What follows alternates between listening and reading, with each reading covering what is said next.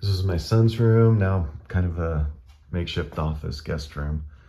And this light, when we first moved in, it didn't work, the disc. And I put a cheap disc that I could find that I could wire in there.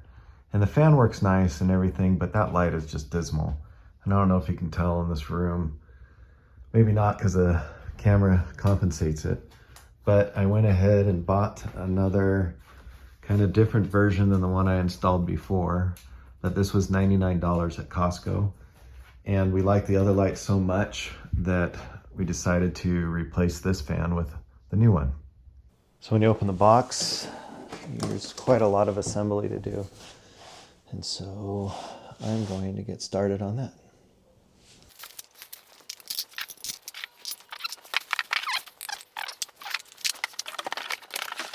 So these screws here have a lock washer on them. These are for the fan blades that get added on.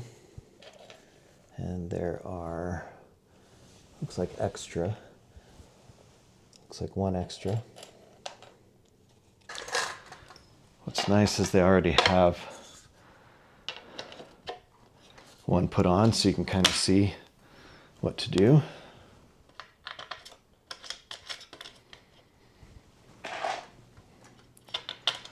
I always try to hand tighten screws first so you don't strip anything.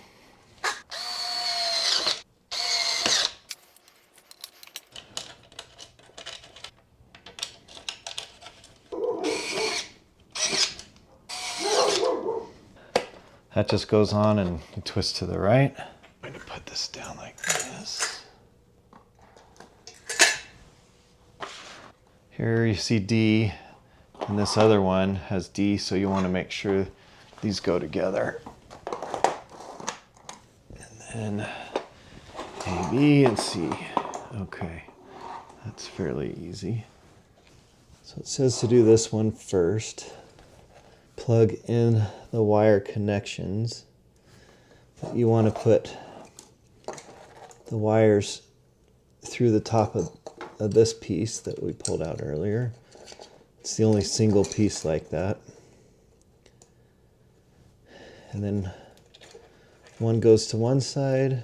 It's not labeled, so I don't think it matters. And the other goes to the other side. And they are simple plug and play. They have an audible click when you slide them in. Plus you can see the wires will match. So you got white, black, red, white, black, red. It only goes in one way, so you can't really screw that up. Then you slide the pieces together after it's all wired.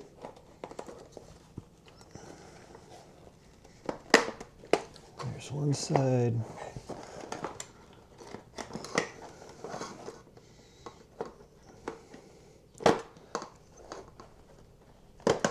Okay. So this feels like plastic, and this is all plastic. These are plastic. The housing in these rods are all metal. Some of the screws that are left over, I'm not sure which ones to use yet, but they're button head and flat. And so for these, you use the flat, not the button head. Again, I finger tight before using anything electric.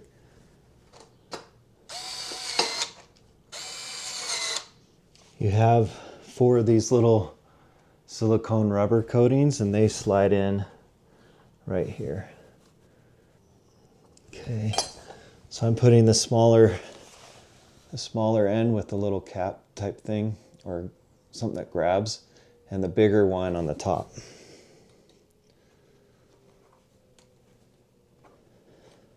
Doesn't really go in super easy.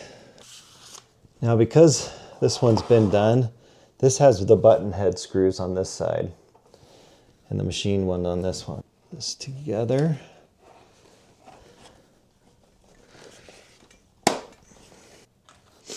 I'm going to take button heads to this side. It was a little tricky to get in, but it got in.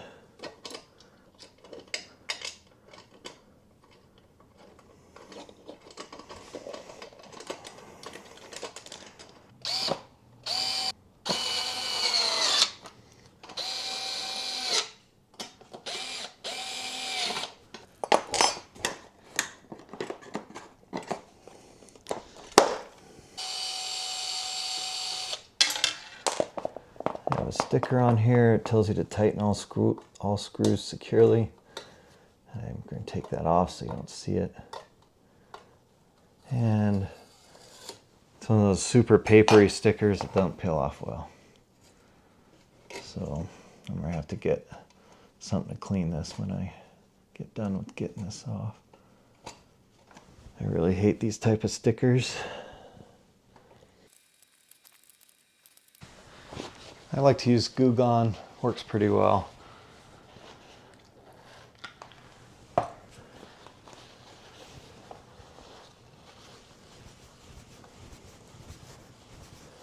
Just get the remaining glue and paper that's left. I just use my fingernail to get it off.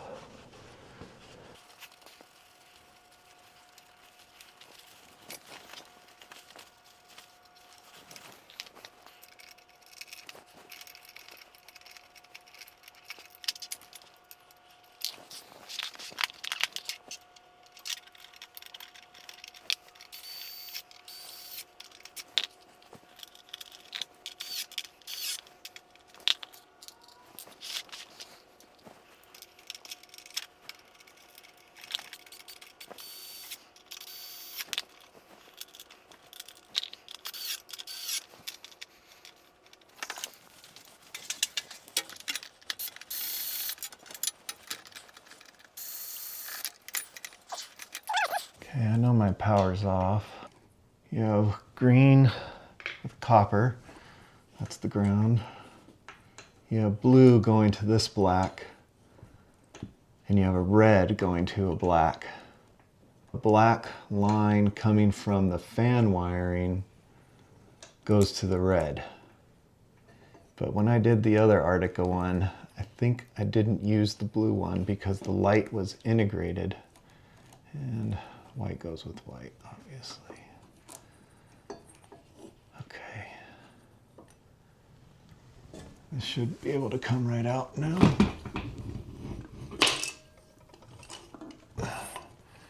Well, once we free all the wiring.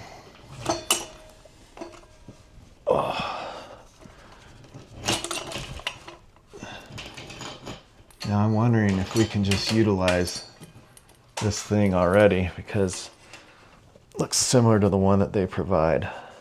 Let's hope I don't drop this. You know, I'm looking at it down here and this looks identical to the one that's hanging. Absolutely identical. So I think that's universal. I'll just provide this one for the old fan.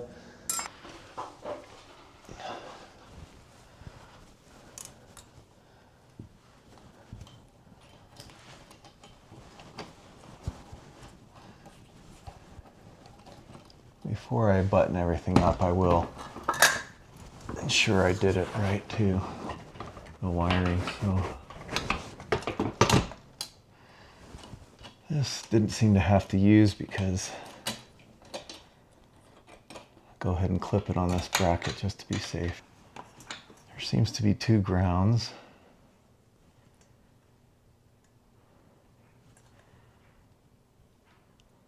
Now, if any of you are unsure about doing the wiring, don't do it.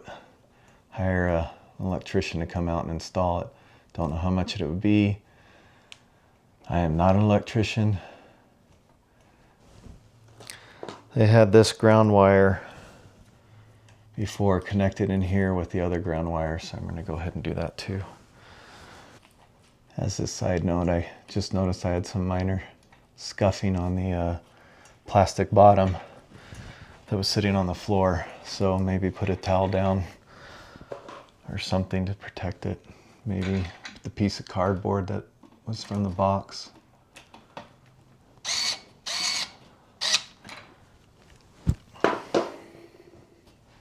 Usually red wiring is connected to a switch in the wall.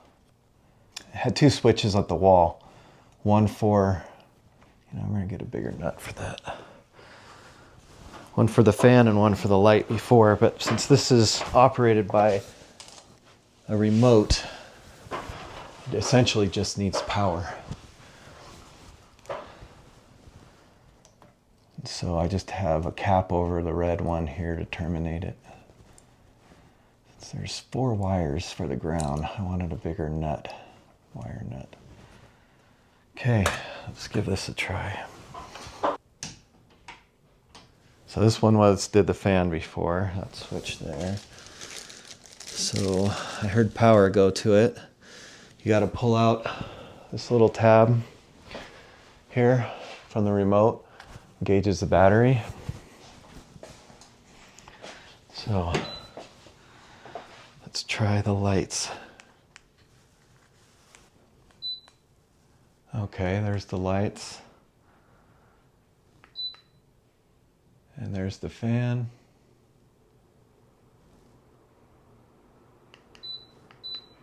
There's 3 different speeds. You can change the direction of the fan so you can pull air up. I'll show you the remote in a second. There we go. I can button it up now.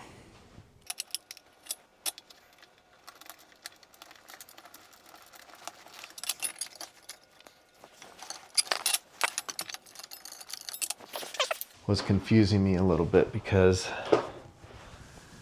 I'm using the old box or the old supply here, or this bracket, and so I couldn't find the screws, but I think the screws are on the other one, the one that I took over, or the one I was leaving with the other fan. So let me check that. Yep, they were in the brackets here, so I need to pull them off what came with this.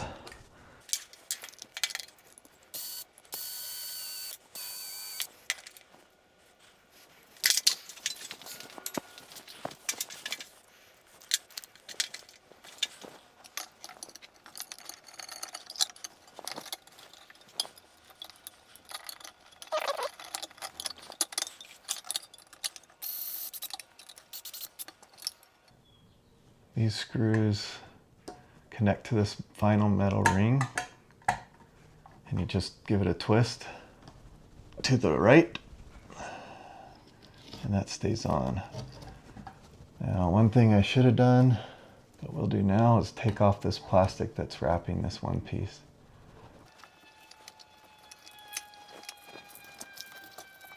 There we go. Now, the only thing I see is I got a gap here. And I don't know, I guess this piece isn't tall enough, because that piece is identical to what was there. So I'm not quite sure. See, I have to see how bad it looks from the ground. Okay, from the ground I don't see anything, so let me clean up and show you how to do the remote.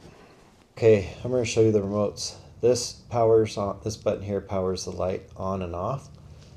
This, so that's off. This has a little indication and the sound beep, which I'll show you how to turn off in a second. This is a 1 speed, and you go 2 speed, 3 speed. This button here, I'm not going to do it right now, but it reverses the direction of the fan. We're going to turn it off. This does the light brightness. This dims it, and then when you hit the lowest setting it beeps twice, or the highest setting it beeps twice. Okay, and then this changes the temperature of the light. This makes it a warmer, this makes it cooler. It's already cool, and you can see the different color that way. And then you have these We're going to just change it back a little. You have these two settings. You can turn everything off in an hour or 4 hours. And if you hold these two buttons together,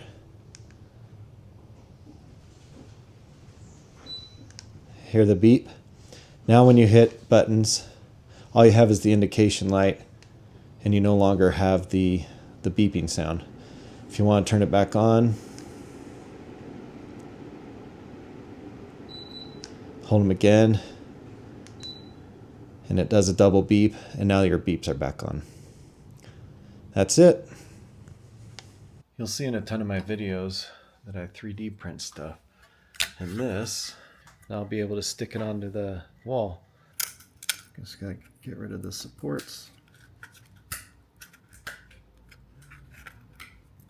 Just try it on, see how it fits. Perfect. Slides right in, looks like factory. Took about 1 hour and 20 minutes to print. As always, I'll put a link to this 3D file to print, and I just put some double-sided sticky tape on it, and I'll just apply it to the wall. Here's the controller holder that I use double-sided sticky tape to hold on, and the controller just fits right in. You have access to all the buttons if you just want to control it here, or you can take it out and use it. Works great.